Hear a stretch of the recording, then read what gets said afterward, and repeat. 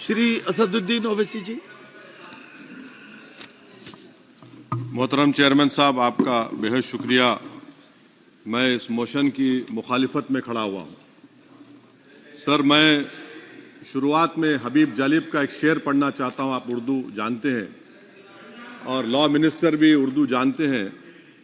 हबीब जालिब ने कहा था कि हुक्मरान हो गए कमीने लोग, खाक में मिल गए नगीने लोग, हर मुहिब वतन जलील हुआ, रात का फासला तवील हुआ, आमिरों के गीत जो गाते रहे वही नामो दाद पाते रहे, रहजनों ने रेजनी की थी, रहजनों ने रेजनी की थी, रहबरों ने भी क्या कमी की थी। सर, मैं अभी सुन रहा था हमारे शिंदे ग्रुप के शिवसेना के पार्टी लीडर अपनी तकरीर कह रहे थे।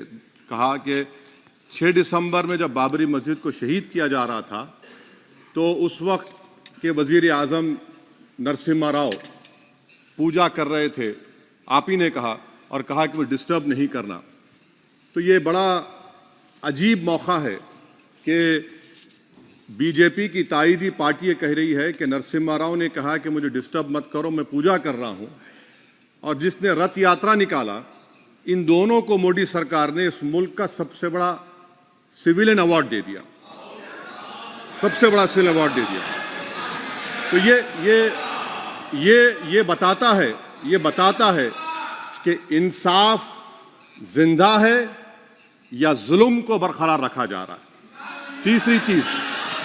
तीसरी बात यह है कि सर, इस ऐवान में सियासी पार्टियां आएंगी चले जाएंगी, आप आए मैं आया हम भी चले जाएंगे, मैं इस जमीन की गिजा बन जाऊंगा, ये ऐवान तो बाकी रहेगा। मगर सर, मैं ताजुब कर रहा हूं कि लोकसभा मुख्तलिफ आवाजों में कैसे बोल सकता है।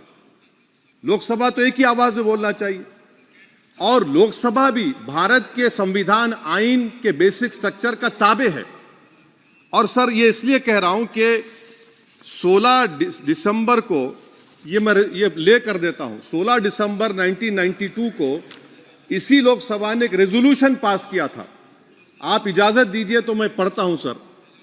दिस हाउस, अच्छा ये गुलाम नबी उस वक्त के मिनिस्टर थे, आज नहीं है, उनका नाम नहीं लेना चाह रहा था। This house strongly and unequivocally condemns the desecration and demolition of the Babri Masjid at Ayodhya by and at the instigation of forces represented among others by VHP, RSS and the Bajrang Dal, which has caused communal violence in the country. Such act of vandalism was carried out not only in violation of order of Supreme Court, but amounted to an attack on the secular foundations of our country.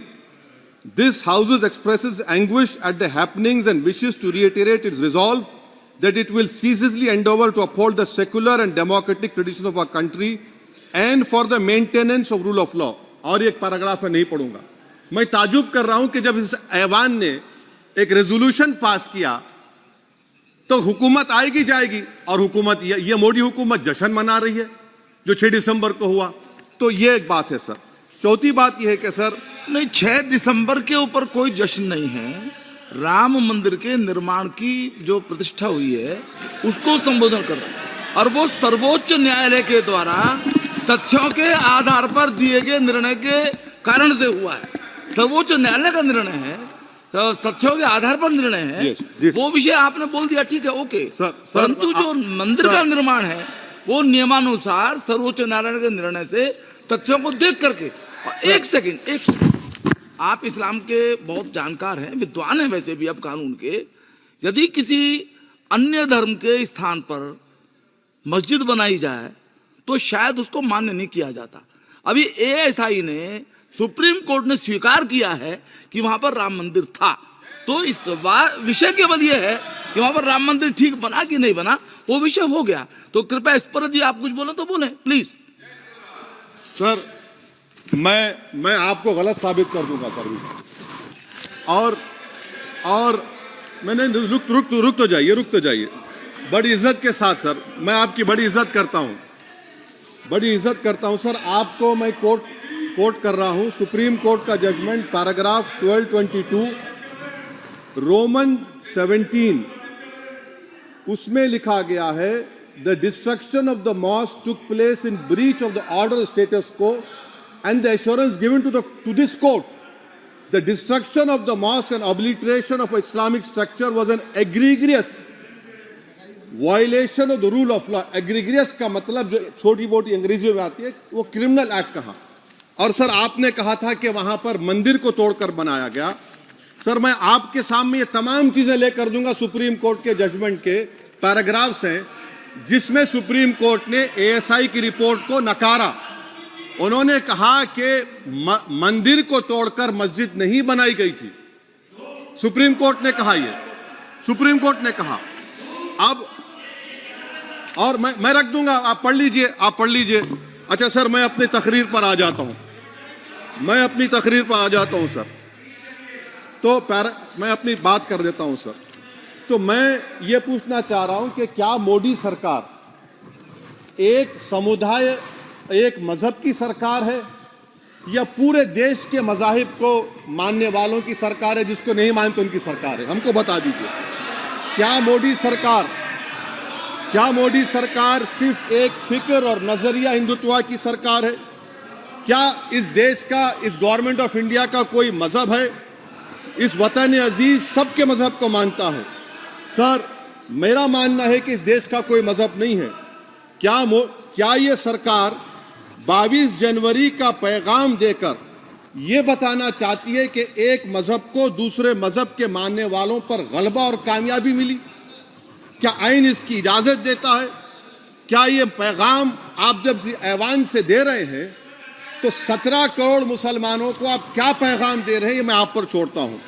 Sir 49 में धोखा हुआ, 86 में धोखा हुआ, 92 में धोखा हुआ, 2019 और 22 में भी इस ऐवान के जरिए हमको धोखा दिया जा रहा है। और अफसोस के साथ कहना पड़ता है सर कि मुस्लिम अक़लियत को हमेशा ये कहा गया कि तुमको भारत के शहरी बरकरार रहने के लिए एक बहुत बड़ी कीमत तुमको चुकानी पड़ेगी, और हम पर इल्जाम लगा दिया गया। सर क्या मैं बाबर का स्पोक्स पर्सन हूं? क्या मैं जिना का स्पोक्स पर्सन हूं? क्या मैं औरंगजेब का स्पोक्स पर्सन हूं? बताइए सर, आखिर मैं कहां तक आप मुझे लेकर जाएंगे? दूसरी बात यह है सर, दूसरी बात यह है कि फिर 6 दिसंबर के बाद देश में फसाद हुआ, नौजवानों को टाडा में डाला गया जो बूढ़े होकर निकले।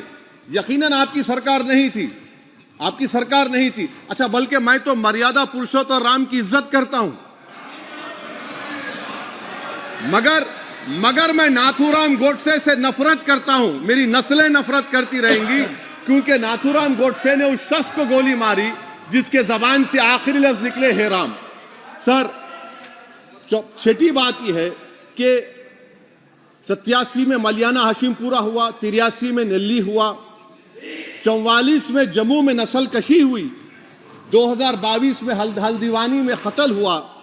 इतने धोखे सबसे बड़े किसको दिए गए? असदुद्दीन ओवैसी को दिए गए। मगर फिर भी मुझसे ही कहा जाता है कि वफादारी को तुम साबित करो अपनी ओवैसी।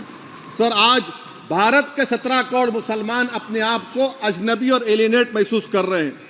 मैं बहुत बड़ी नाइंसाफी होती है, सर ये कोई तारीखी नाइंसाफी को इंसाफ नहीं किया जा रहा है। स्पीकर बल्कि सर, अंग्रेजी में स्पीकर सर केवल एक प्रश्न का जवाब ओवैसी साहब दे दें कि बाबर को वो आक्रमणकारी मानते हैं या नहीं मानते हैं?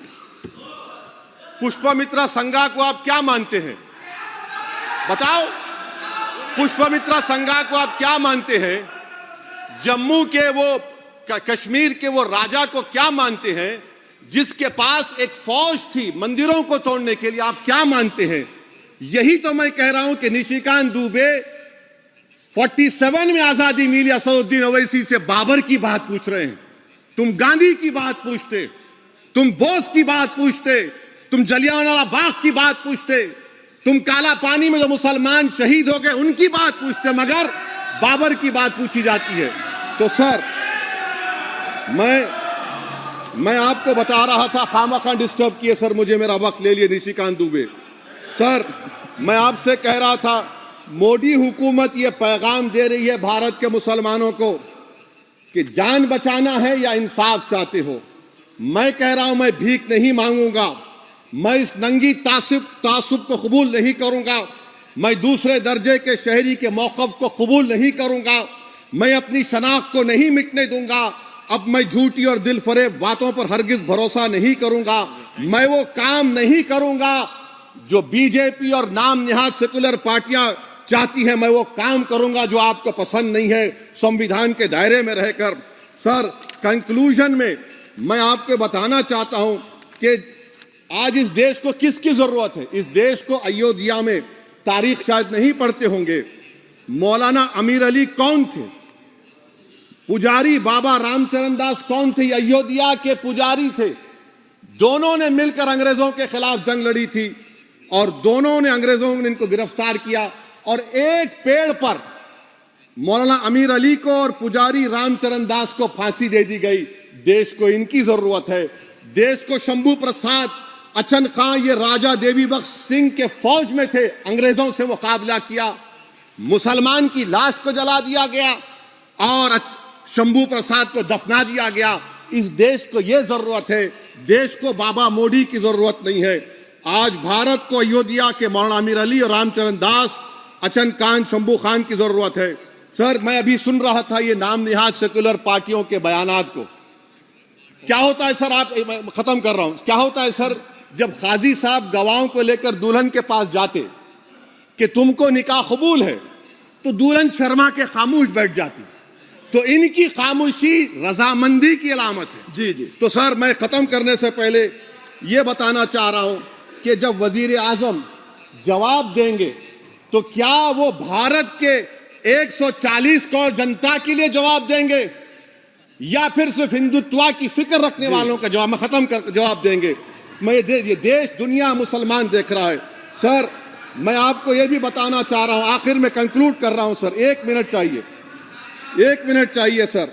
सर, मेरा मानना यह है कि आज मैं बहैसियत एक भारत के गयूर मुसलमान के, let me stand as a tall Indian Muslim and say that the light of Indian democracy today is at its dimmest today, sir. Sir, in conclusion, मेरी फिक्र में, मेरा ईमान मुझे कहता है कि जिस जगह पर मस्जिद थी, है और रहेगी, बाबरी मस्जिद है और रहेगी। बाबरी मस्जिद जिंदाबाद, जिंदाबाद, भारत जिंदाबाद। जय हिंद।